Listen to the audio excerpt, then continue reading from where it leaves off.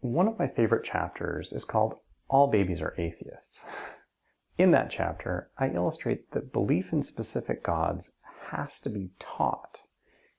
Atheism does not mean the rejection of belief in a god, but rather the lack of belief in a god.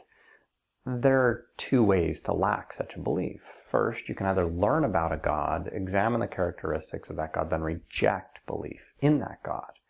This would make you what we call a positive atheist, in the sense that you're asserting the god's non-existence.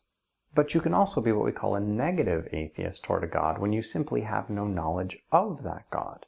For instance, very few people on the planet today are familiar with the Norse god Freyja, which means all of them are actually negative atheists toward her. They don't believe in her because they know nothing about her.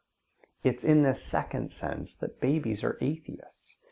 They know nothing about Jehovah, Allah, or Zeus when they're born. They have to be taught to believe in those gods.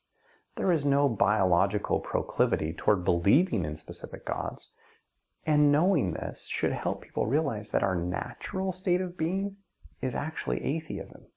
Believing in specific gods is learned.